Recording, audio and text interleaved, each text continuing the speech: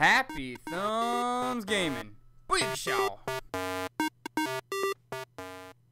What's up, everybody? HTG Brian here, and we're back with another Lego Harry Potter 5 through 7. That's right, we're getting really close to the end of these free plays. This one happens to be for level 20, back to school. And we're gonna shoot for that true wizard requirement, but we actually already got it in our story mode, so that would explain why there's only 2 gold bricks noted on the beginning of this video. But we are gonna get all 3 of the character tokens. We are gonna rescue that student in peril and turn that frown upside down, as well as get all 4 of the house crest pieces. So let's go ahead and mosey on down to the far right side, and it happens to be the upper middle one there, back to school, and we're gonna choose free play. And now it was brought to our attention recently, and this is a pretty good theory, if it's not 100% true anyways, is that Remus Lupin is not in fact a strong character. His alternate form, the werewolf, is, and for whatever reason the game doesn't seem to consider him a strong character, which is why it wasn't auto-selecting him for us. So by now we've picked up a few other characters like Hagrid and some other dogs and things that are also maybe considered strong. I don't know, are the dogs considered strong? I don't actually know that. But feel free to drop us a comment down below if you guys have any insight on that. And speaking of down below, feel free to click that like button if we helped you out. And of course, click the subscribe and notifications buttons if you are wanting to see more of these and more videos like these. So, all right, we have got off to a quick start. We had to take out a few Death Eaters to make our way up the snow path here. And of course, we had to get up here and we have to find the crank for this snow. Well, I guess it's not a snow plow. It's more of a wood chipper, if you will. And we're going to destroy all these boxes once we spin that crank handle around. And once we get through here, we're actually going to take on the first collectible. So as it turns out, there are a few items scattered throughout here. We're going to get them all in a row, but we wanted to make sure that we got this one first so we didn't break them up. So after the wood chipper, we're going to build up the pieces that are left behind into what appears to be an outhouse, or outhouse if you're Canadian. Really, that was more of a shot at my Canadian friend Mike, or BHU as we like to call him.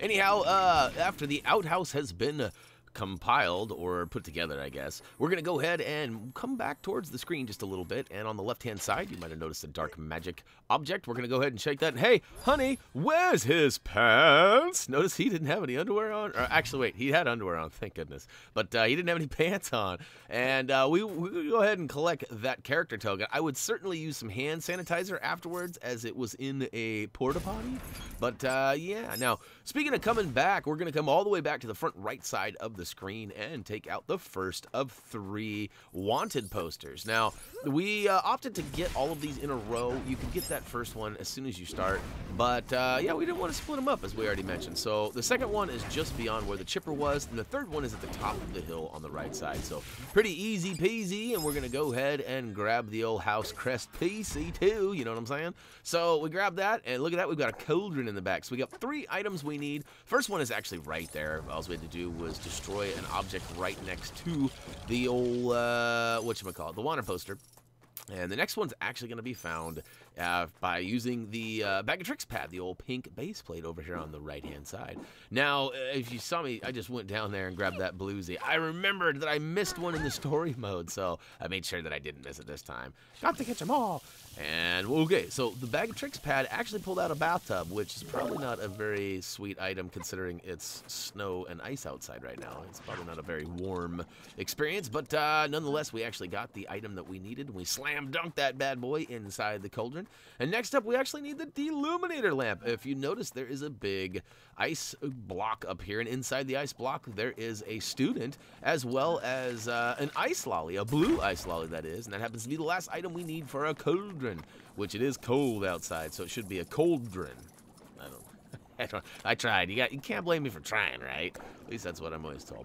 So I slam dunked that. We got all 3 of them in there, and booyaka show! We're on to the next. Now, hey, if you're in a hurry, use the quick links, but guess what? We're already to the next collectible. I probably should have mentioned that a minute or 2 ago. But once we get inside the room here, we're going to go ahead and target all of, well, not all of, we're going to target a hanging student in peril up here, and we're going to drop him down, and look at that.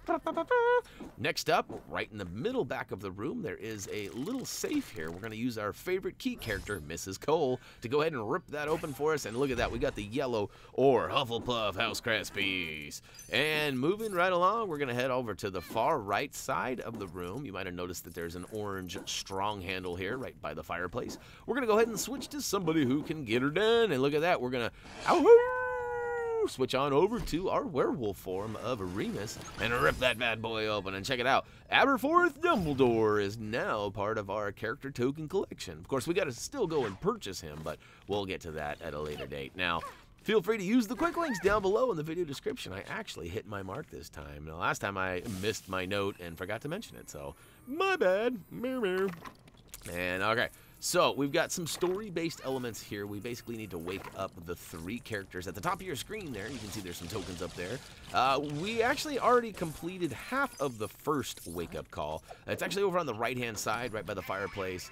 We actually just needed to zap the old radio over there. I actually hit it once, but I hit it with the wrong spell, so it didn't do nothing. So we moved to the middle, and we actually lifted all 3 of those flags or banners up there. They dropped down with some pieces, and actually I think there was a Weasley box there that we needed to use. That's really what it was.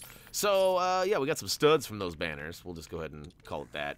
And, yeah, so here we go. I finally got my zap on, and once we get the music playing, we got to lift it up with Leviosa. So this will be the second one as the Weasley box shot off a firework that took out the first one. And the last but not least, there's a wall with some red on it. So we're going to go ahead and address that. And look at that. It's an alarm clock. So we're going to go ahead and carve that out and then rebuild the bricks that are left behind into just that, an alarm clock. So get ready to ring this kid's bell because we're going to wind it up and it's coming.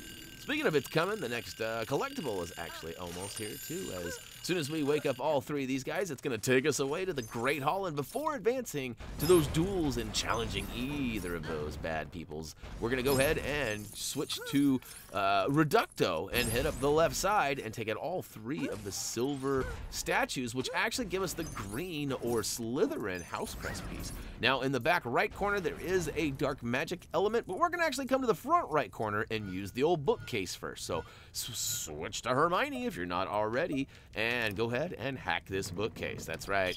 And look inside. We get the old blue or Ravenclaw house crest piece. And then, of course, last but not least, we're going to go back to that back right corner, as I just mentioned, and shake up the lock with dark magic and zap the old... what is that? It's I guess it's just a... chest. I don't know why I couldn't think of that. It was a little bit of a brain fart there. My bad. But now you can get your duel on. I'm going to go ahead and grab some extra studdage right quick because I've got Reducto out and there's some silver stuff here, so why not? Oh, I got zapped myself.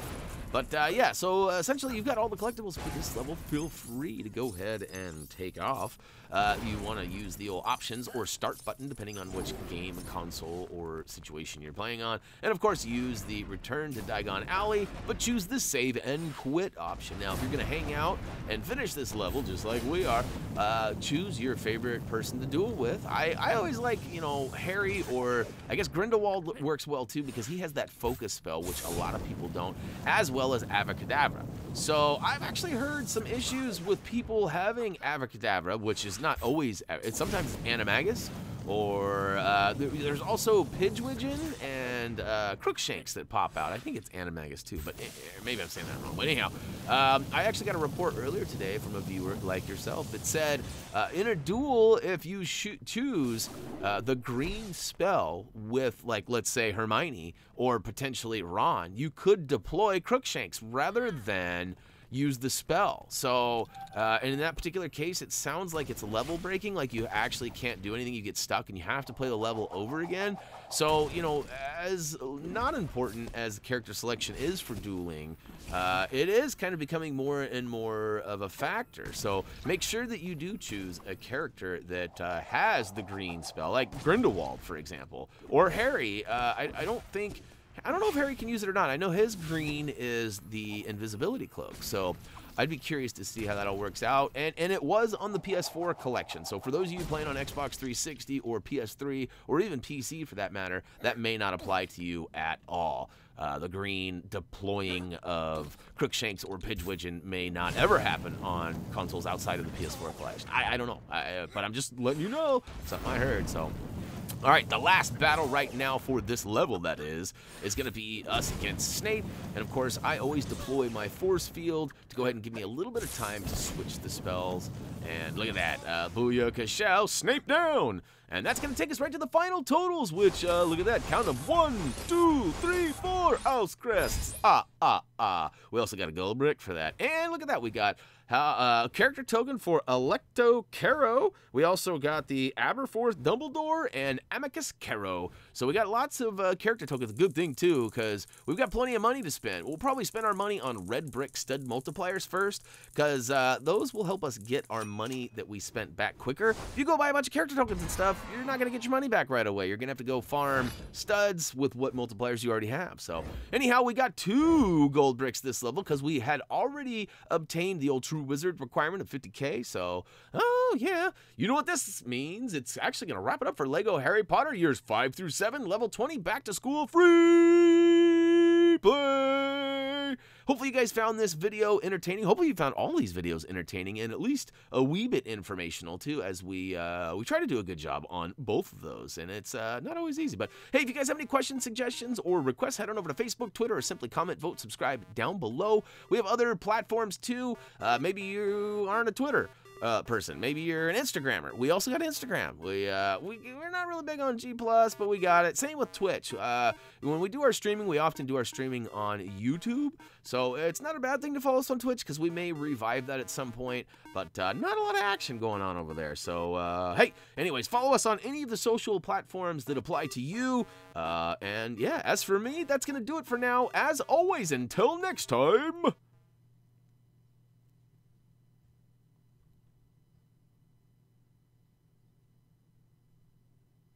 I would be ever so grateful if you did click that like button right about now. Or if you already have, thank you very much. You can feel free to click that subscribe button. That'd be cool too. So